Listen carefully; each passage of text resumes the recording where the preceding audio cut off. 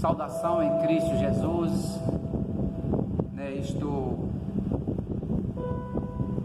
fazendo este vídeo para meditarmos um pouco com relação à responsabilidade do cristão, com relação à nossa fé, e meditarmos também um pouco no que há de acontecer com a igreja, no que há de acontecer com os cristãos, meditando assim um pouco sobre o julgamento do crente. Não estou a meditar sobre o julgamento da humanidade em peso, a humanidade em geral, que abrange a maior parte da humanidade, que não tem ou não segue a Cristo, mas estou a meditar um pouco juntamente com você sobre o julgamento do crente, o julgamento do cristão, daquele que se diz ser servo de Deus, se diz ser filho de Deus e muitas das vezes não cumpre com o seu dever como cristão. Olha só, como base de nossa meditação, eu vou ler no capítulo 5 de 2 aos Coríntios, capítulo 5 e o versículo 10, que diz: porque todos devemos comparecer ante o tribunal de Cristo, para que cada um receba segundo o que tiver feito em seu próprio corpo, que bem ou que mal. Esta é a base do nosso pensamento, da nossa reflexão de hoje,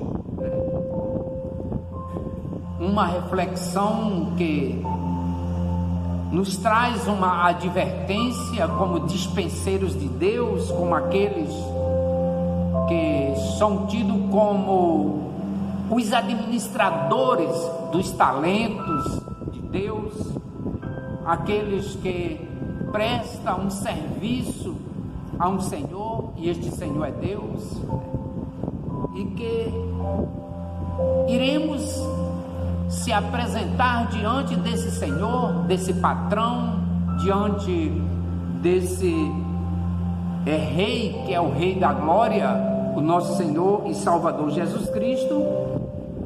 E quando nós estivermos perante Ele, cumprir-se-á esse versículo 10 do capítulo 5 de 2 aos Coríntios: porque todos devemos comparecer ante o tribunal de Cristo, para que cada um receba segundo o seu galardão, segundo o que tiver feito no seu próprio corpo, ou bem ou mal. É um julgamento exclusivamente para os cristãos. Quando ocorrerá este julgamento? Este julgamento, segundo as Escrituras Sagradas, ele ocorrerá após o arrebatamento da igreja, porque a Bíblia, a palavra de Deus, ela deixa claro que, segundo Tessalonicenses, no capítulo 4, versículo 16, 17, 18, vai dizer que a trombeta zoará, os mortos ressuscitarão primeiro, depois nós, os que estivermos vivos, seremos arrebatados juntamente com eles, para encontrar o Senhor nos ares. Esta será a vitória da igreja, a sua ascensão através do arrebatamento. Um arrebatamento, uma ascensão secundária, porque as primícias foi o próprio Jesus que realizou, ressurgindo dos mortos, subindo aos céus, estando à destra do Pai, né? E recebendo todo o poder e autoridade sobre todas as coisas, todo nome, todo joelho deve se dobrar diante dele, todos os principados, potestade, poderes, né, devem se dobrar diante dele, né? Mas o verdadeiro cristão, ele, enquanto este arrebatamento não acontece, ele terá uma missão aqui na terra, uma missão que não podemos dizer que é uma missão muito difícil, né? Que é se congregar, se unir como corpo de Cristo, como membros do corpo de Cristo, e realizar aqui na terra a missão de um verdadeiro cristão. Jesus, ele disse: ide por todo mundo, pregai o evangelho a toda criatura, quem crê e for batizado será salvo, porém quem não crê será condenado. Isso foi uma incumbência, um imperativo de Jesus para a igreja, para os salvos, para os cristãos, para os crentes propriamente ditos, evangélicos, que eles deveriam evangelizar as pessoas. Os que crescem seriam salvos, os que não crescem seriam condenados. Uma responsabilidade de salvar ou condenar que não compete ao cristão que evangeliza. Não sou eu, não é a igreja que evangeliza as pessoas, que traz a responsabilidade de salvar ou condenar, porque isso pertence a Deus. O Espírito Santo que convence, o Espírito Santo que transforma as vidas, o Espírito Santo que faz com que as pessoas se reúnam em nome de Jesus para testemunhar das bondades de Deus, interceder uns pelos outros, sujeitar uns aos outros, amar uns aos outros com amor fraternal, de entranhas de misericórdia, benignidade, bondade, mansidão, temperança. O Espírito Santo que tem essa responsabilidade. Nós, como cristãos, temos a obrigação de obedecer o ídolo de Jesus, né? E quando evangelizamos, alguém se converte. Não é obrigado a se converter na nossa igreja, não é obrigado a aceitar a nossa proposta de congregar, mas no tempo certo que o Espírito Santo trabalhar, esta pessoa vai congregar em alguma igreja, em alguma denominação, não sei qual, né? Mas quando aceitamos Jesus, amadurecemos na fé, crescemos na graça e no conhecimento, nós sentimos a responsabilidade de fazer alguma coisa para o Senhor, de evangelizar, de testemunhar nas reuniões que são realizadas nos templos, né? Porque não há possibilidade de fazermos reunião no meio da rua, dificilmente nas casas, é complicado, mas a casa de Deus, disse Jesus, a minha casa é casa de oração. O salmista diz: alegrei-me quando me disseram, vamos à casa do Senhor. O salmista se alegrou. O salmista disse uma coisa: pedi ao Senhor e a buscarei, que possa morar na casa do Senhor todos os dias da minha vida, para contemplar a formosura do Senhor e aprender do seu templo. Você pode ver esse versículo no Salmo de número 27, o versículo de número 4, né? Há uma responsabilidade da parte dos cristãos de se congregarem, de se juntarem para fortalecer a fé uns dos outros, não deixar que a igreja disperse. E essa responsabilidade está incumbida a mim como cristão, hoje como pastor, a você como obreiro da igreja, a você como discípulo de Jesus, né? Pois o imperativo de Jesus diz respeito a todos os cristãos, né? Temos a responsabilidade de fortalecer a igreja, né? E essa responsabilidade que nós temos de fortalecer a igreja, fortalecer uns aos outros, essa responsabilidade, ela um dia será cobrada de Jesus, assim como o Senhor cobrou daqueles trabalhadores que ficaram na responsabilidade de administrar os 10 talentos, né?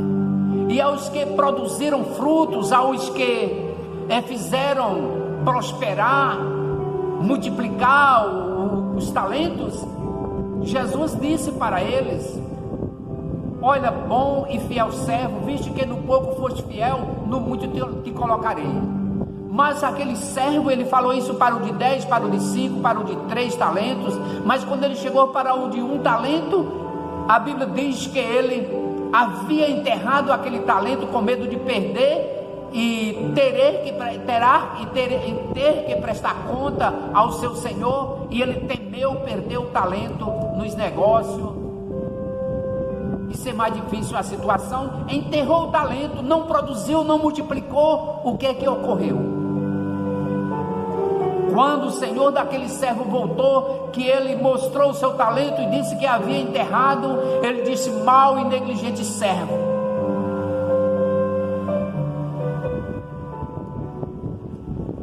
ele não tratou aquele homem como tratou os anteriores que prosperaram, multiplicaram. Bom e negligente servo, no pouco foste fiel, no muito te colocarei. Foste fiel no pouco, no muito te colocarei. Ele reduziu aquele servo a nada, porque ele não prosperava. Mas não estamos se tratando no assunto de hoje, o julgamento do cristão, em uma responsabilidade de ser julgado e punido pelo fato de não ter prosperado na obra do Senhor, na missão, no evangelismo, na serviço, na servidão a Deus e ao Evangelho, na missão como os filhos do Rei da Glória.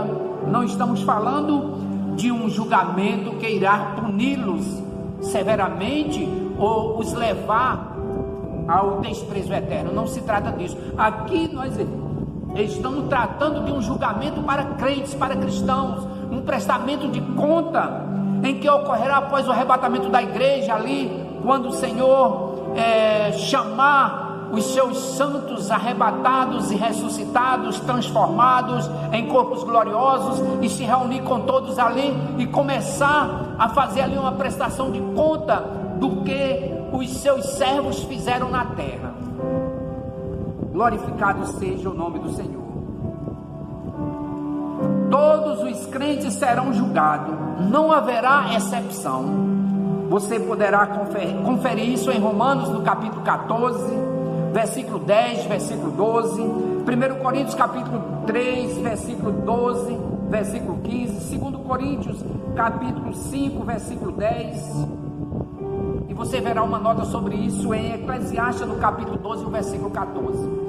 Todos os crentes serão julgados e não haverá exceção. Todos serão julgados. Eu serei julgado perante o tribunal de Cristo, Eu serei julgado. Você, cristão, aqui não é um julgamento para o mundo, para os pecadores, aqueles que não quiseram saber de aceitar Jesus, mas é um julgamento para os cristãos. Você, cristão, será julgado perante o tribunal de Cristo, um julgamento de avaliação nas suas atitudes, um julgamento de avaliação na sua missão aqui na terra, uma avaliação, um julgamento de avaliação nos seus feitos, como pessoa que deveria agir com misericórdia, com amor fraternal para com os cristãos e também para com os que estão de fora. Haverá um julgamento. Outro ponto interessante do julgamento do cristão é que esse julgamento ocorrerá quando Cristo vier buscar a sua igreja. Foi o que eu acabei de falar, há inúmeras referências bíblicas. Outro ponto interessante do julgamento do cristão é que o juízo desse julgamento é Cristo Jesus. Ele próprio vai te julgar. Hoje Ele é nosso advogado. Hoje Ele é, através do Espírito Santo, nosso Consolador. Hoje Ele é, através do Espírito Santo, nosso orientador. Hoje Ele é, através do Espírito Santo, aquele que intercede com gemidos inexprimíveis, quando nós não sabemos como orar. Ele é aquele que nos fará lembrar todas as palavras que Ele tem dito, através do Espírito Santo, para que possamos nos orientar, amar amar a sua vinda, amar a igreja e amar o ministério que recebemos do Senhor aqui na terra. Glorificado seja o nome do Senhor. Ele próprio, Jesus Cristo, ele virá julgar a igreja. Louvado seja o nome do Senhor. Você pode conferir isso em João capítulo 5, versículo 22. Todo juízo pertence a Jesus. Segundo Timóteo capítulo 4, versículo 8. E a Bíblia ainda diz mais. Ela fala do julgamento do crente como algo sério, solene, normalmente porque inclui para este a possibilidade de dano ou perda, Quando o cristão for julgado diante do tribunal de Cristo, ele pode, através desse julgamento, ser acometido de ganhos, mas ele também pode ser acometido de perda, de danos, 1 Coríntios capítulo 3, versículo 15, segundo Epístola de João no versículo 8, ficar envergonhado perante ele, perante Jesus, na sua vinda, seria uma coisa triste, mas segundo a primeira epístola de João, no capítulo 2 e o versículo 28, relata sobre isso, de que queimar-se-á no tribunal o seu trabalho de toda uma vida. 1 Coríntios capítulo 3, versículo 13 e o versículo 15. Esse julgamento não é para salvação ou condenação, é um julgamento de obras, dos nossos feitos, das nossas responsabilidades para com as coisas de Deus, onde Jesus colocará todos os seus servos, seus cristãos, os salvos, os escolhidos, frente a frente com Ele, e começará a julgar as suas obras. Diz a Bíblia aqui em 1 Coríntios, porque todos devemos comparecer ante o tribunal de Cristo, para que cada um receba segundo o que estiver feito no seu próprio corpo, que bem ou mal. Vamos receber segundo os nossos feitos, ou bem ou mal. Servir a Deus ou entregar-se a Cristo e não realizar a vontade de Cristo aqui na terra é algo mal. Entregar-se a Cristo e realizar a vontade dele aqui na terra é algo bom, é algo louvável perante Deus, é algo digno de recompensação diante de Deus. Fazer o bem, quem sabe fazer o bem, diz a Escritura, e não faz, peca, é um pecado. O que seria a nossa responsabilidade como cristãos de fazer alguma coisa boa? Unir-se aos irmãos para orar, unir-se aos irmãos para evangelizar, unir-se aos irmãos à igreja para interceder uns pelos outros, unir-se aos irmãos que é a igreja para testemunhar das grandezas de Deus e a transformação que Deus fez nas nossas próprias vidas, com isso fortalecer a vida dos outros que nos ouvem, para que eles também, num curto prazo de tempo, eles possam também testemunhar de que houve uma transformação em suas vidas, espelhado em testemunhos de que foi possível uma transformação. Glorificado seja o nome do Senhor, nosso Deus. Tudo será conhecido. A palavra comparecer significa tornar conhecido, aberto e publicamente.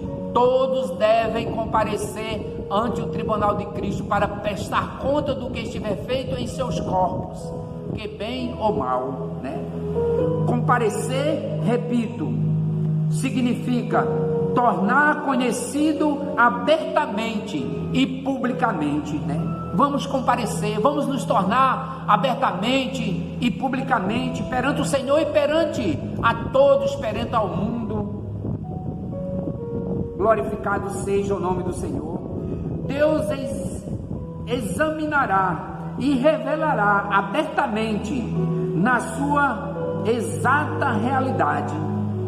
Deus examinará e porá abertamente em sua própria realidade. O que é que Deus fará para trazer a público, para trazer a conhecimento do público sobre as nossas obras? Em primeiro lugar, nossos atos secretos.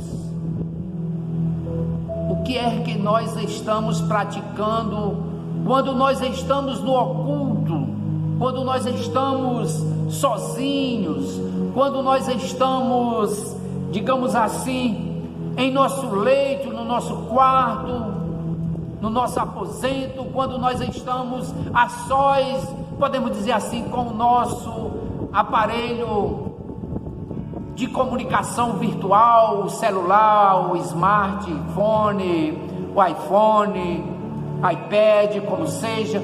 Como é que nós estamos nos comportando? Isso são atitudes que só eu sei quando faço, só você sabe quando faz. De que maneira nós estaremos se comportando? Porque Deus nos trará a público os nossos atos secretos. Segundo, nosso caráter também será levado a público.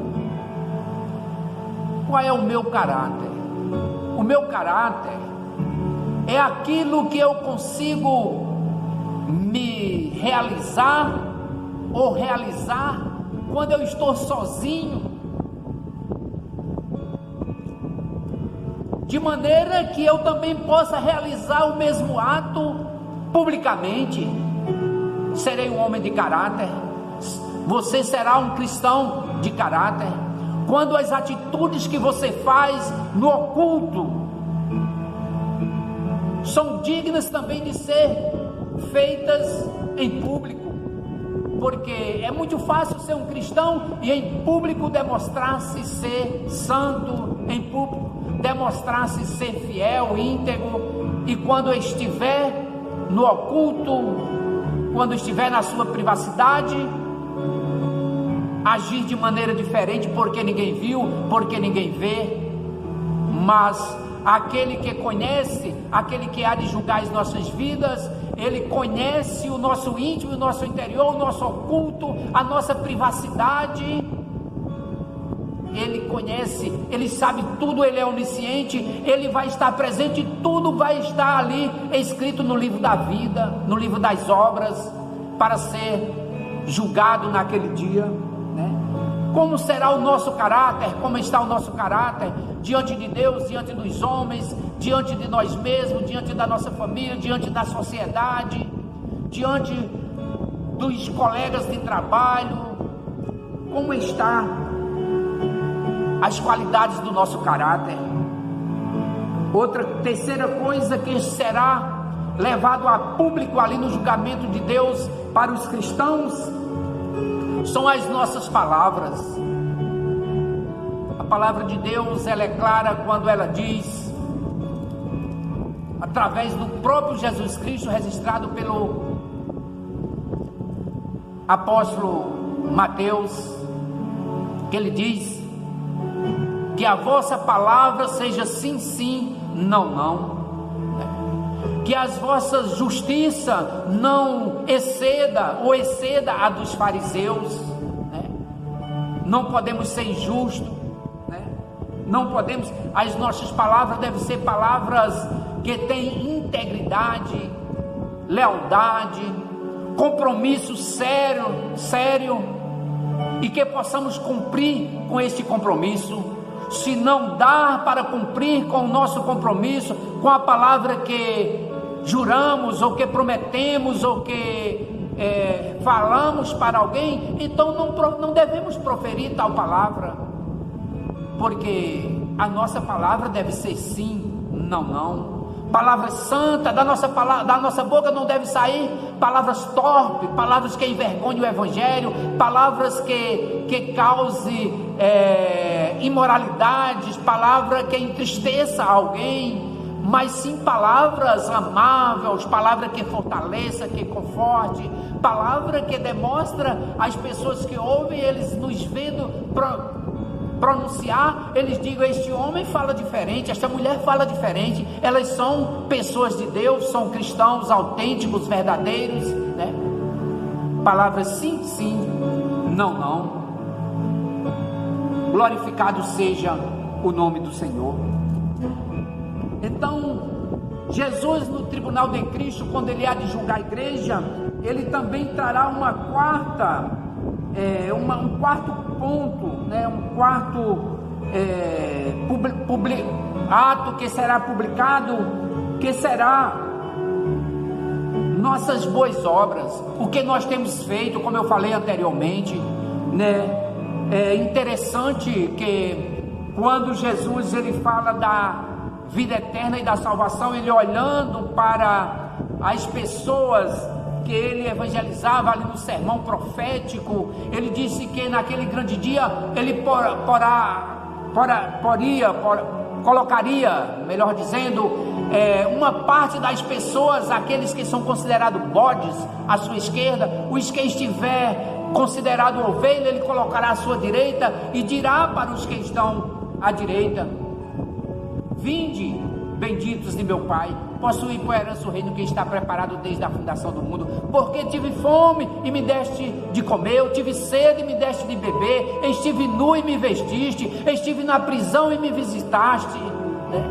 Quando fizeste isso a qualquer um dos pequeninos, dos necessitados que estão sobre a terra, foi a mim que fizeste. Então as nossas boas obras serão julgadas, mas quando desprezamos o nosso próximo, desprezamos a palavra de Deus, desprezamos a casa de Deus, desprezamos as almas que estão perecendo, desprezamos a responsabilidade de fortalecer os nossos irmãos em Cristo, para que eles não tropecem, para que eles não se desviem, para que eles não entristeçam, então nós estamos de certa forma agindo com mais obras, e isso será julgado ante o tribunal de Cristo. Louvado seja o nome do Senhor. Então outra coisa, a quinta coisa que será julgada diante de Deus será as nossas atitudes. As nossas atitudes serão julgadas e são publicadas no dia do tribunal de Cristo, será levada à clara. Nossos motivos, quais os motivos que nós apresentamos nesta vida para não evangelizar, porque as pessoas não querem ouvir o evangelho. Isso será cobrado de Jesus, porque o reino de Deus é tomado por força, e nós somos os responsáveis para evangelizar, mesmo as pessoas não querendo. É claro que há uma certa regra: se é para lançar pérola aos porcos, não faça isso, né? Se é para levar uma palavra, uma paz a quem não recebe, melhor sacudir o pó da sandália e voltar e procurar outro lá em que receba a paz, disse Jesus. Mas nós precisamos, né, além de ter boas obras, nós temos que ter atitudes para com o nosso próximo, para conosco mesmo, para com o nosso Deus, para com o reino de Deus, para com a nossa missão aqui na terra. Nós precisamos ter atitude.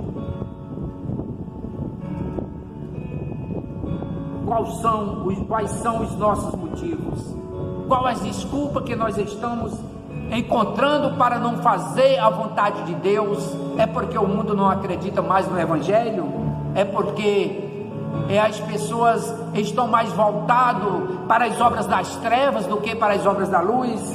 É porque o mundo, os filhos da treva são mais prudentes do que os filhos da luz? É porque os entretenimentos que o mundo oferece são mais atrativos, mais atraentes do que o evangelho de nosso Senhor Jesus Cristo? O evangelho é uma mensagem não de conforto, é uma mensagem não de luxo, de bem-estar, mas é uma mensagem de alerta, de transformação, alerta de que há uma segunda vida na presença de Deus, mas há uma segunda vida também no desprezo eterno, né? Quais são os motivos que nós estamos encontrando para não conseguir evangelizar as pessoas pagãs que ainda não têm Jesus? Outra coisa que Jesus também trará à tona é a nossa falta de amor, amor para com o próximo, amor para com Deus, amor para com a sua palavra, amor para com a nossa comunhão com Deus, com as orações, enfim. Outra coisa é o nosso trabalho e o nosso ministério. ele será julgado diante de Deus. Louvado seja o nome do Senhor Jesus, e nós seremos através disto recompensados. Mas alguns por fazer com negligência, alguns por fazer com falta de fé, alguns por fazer com desprezo, né? O seu trabalho será julgado e comparado a feno, comparado a madeira, comparado a palha, né? E esses três elementos, eles são elementos ardentes, que com facilidades eles se queimarão, e o Senhor não aceita esses trabalhos que tem a qualidade de palha, de feno, de madeira. Antes eles são queimados, e a pessoa que trabalhou com tal negligência, de tal forma a ser comparada às suas obras com feno, com palha, com madeira, ele salvará ainda a sua vida, porque o julgamento é dos já salvos, mas ele salvará a sua vida como aquele que diz a Bíblia que passou por o fogo, né? Quase pereceu, mas escapou pela graça e a misericórdia de Deus. Mas aqueles que o Senhor julgar e ver boas ações, um bom evangelista, um bom orador, uma pessoa que intercede pelos outros, que dá um bom testemunho, que levanta a fé dos caídos, que incentiva as pessoas a estar na igreja, uma pessoa que faz prosperar o reino de Deus, faz crescer o reino de Deus, uma pessoa íntegra, reta, sincera, fiel, honesto, uma pessoa justa, uma pessoa amável, uma pessoa que se porta com o seu próximo, uma pessoa que tem essas virtudes de amor ao próximo, né? Que tem essas qualidades, fidelidade, que tem amor ao próprio Deus, ao Evangelho, à missão. Como eu falei, essas pessoas, eles receberão galardões, e esses galardões que eles receberão, ou seja, as suas obras são comparadas a ouro, são comparadas a prata, são comparadas a pedras preciosas, são elementos de valor diante de Deus, e essas pessoas, eles se salvarão como os dignos de total bênção e galardão da parte de Deus. Quais são as minhas obras? Qual é as tuas obras? O que nós temos feito para o Senhor nosso Deus? Um sexto ponto que diz relação ao nosso julgamento diante do tribunal de Cristo. Em suma, o crente terá que prestar conta de sua fidelidade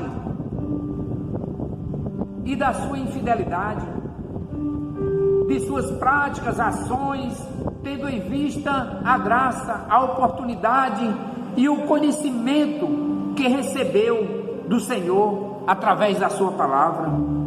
Outro ponto é as más ações do crente, quando ele se arrepende, não são perdoadas no que diz respeito ao castigo eterno, Romanos 8:1, mas são levados em conta tanto a sua recompensa, mas quem fizer agravo receberá o agravo que fizer. As boas ações e o amor do crente são lembrados por Deus e por ele recompensado, diz a palavra de Deus, Hebreus 6, versículo 10.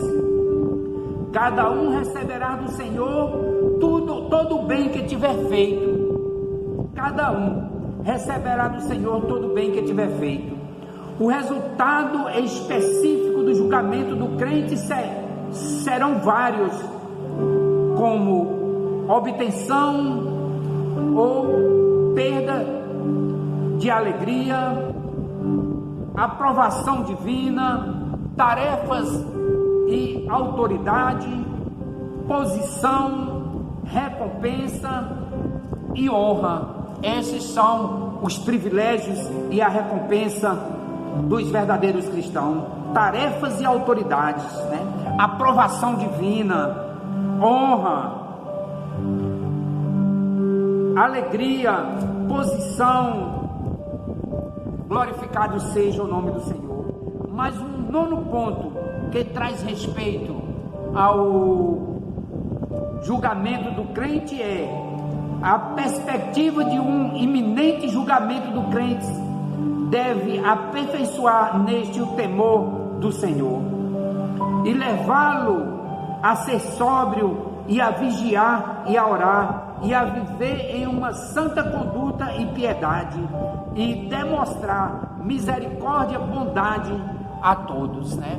Porque Deus, Ele age desta forma, porque Ele julga, porque Ele vai pôr todos os cristãos, todos os salvos ante o tribunal e vai julgar cada um as suas obras. O que nós compreendemos pela palavra do Senhor é que esta palavra que acabamos de meditar, ela me faz, ela te faz, ela fará a todos quanto ouvir esta palavra a se preocupar em agir de maneira mais correta, sentir a responsabilidade de cristão, sentir amor ao próximo, né? Se preocupar com a missão e o ministério que tem recebido aqui na terra. Não foi em vão que você foi chamado, que você foi eleito por Deus, que você foi escolhido por Deus, que você foi predestinado por Deus, ou seja, que você foi preparado desde a fundação do mundo, segundo as Escrituras. É preciso que nós honremos esse grande amor e essa demonstração de amor que Deus teve para com cada um de nós, abraçando a sua causa, abraçando a sua palavra, abraçando uma inteira comunhão com o Senhor e uma responsabilidade espiritual a ponto de não negligenciarmos e ser tido como obreiros fraudulentos, obreiros maus, negligentes, impiedosos. É preciso abraçarmos para sermos aprovados e galardoados pelo nosso Senhor e Salvador Jesus Cristo. Esta é a reflexão de hoje para mim e para você que está aí a ouvir este vídeo. Devemos comparecer ante o tribunal de Cristo para prestar conta de tudo que tivermos feito em nossos corpos, bem ou mal. A gente vai prestar conta. E aí, qual será a sua recompensa? Qual será o julgamento de Cristo ao valor dos seus atos e dos seus feitos?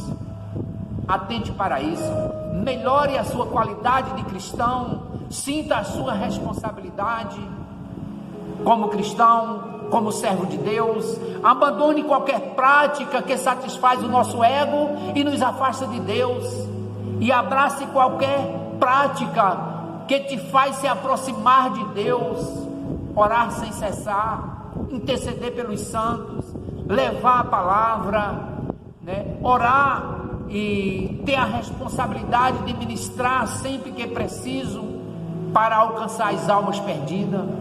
Deus te abençoe, que o Espírito Santo ele possa falar ao teu coração. Pai santo e justo, te agradeço por este momento, te agradeço, Senhor, por esta live que estamos fazendo aqui através desta gravação antecipada, pré-criada, ó Deus, mas com o intuito de abençoar as pessoas que nos ouvem, que nos acompanham neste momento, independente da religião, da denominação, da sua crença, não importa. O que importa, Senhor, é que estas palavras vá de encontro ao coração desta pessoa e transforme a sua vida, fazendo ele se tornar digno de ser alcançado por Ti através da salvação, do arrebatamento da igreja, da morada contigo nos ares, e abençoado, e julgado, e aprovado no dia do tribunal dos cristãos. Pai, os abençoa grandemente em nome de Jesus, mas também aqui nesta vida somos dependentes da Tua graça para que Tu possa restaurar a saúde de quem estiver enfermo. Somos dependentes também da Tua graça para que Tu possa, Senhor, abrir portas de emprego, possa solucionar problemas financeiros, que Tu possa também abençoar as pessoas de forma, Senhor, que elas possam testemunhar e dizer: se o Senhor não fosse comigo, eu não teria vencido, mas até aqui nos ajudou, Senhor. Fortalece a fé através de bênçãos sobre a vida deles, ó Pai, mas que isso não seja o importante, o principal, porque o principal do verdadeiro cristão é abraçar a fé, a crença, a santidade em Ti, ó Deus, para alcançar a vida eterna. Pai Santo e Justo, os ilumina em nome do Pai, do Filho e do Espírito Santo. A graça do nosso Senhor Jesus Cristo, o amor do Pai e a doce consolação do Espírito Santo seja sobre todos. Todos dizem amém e amém. Graça e paz.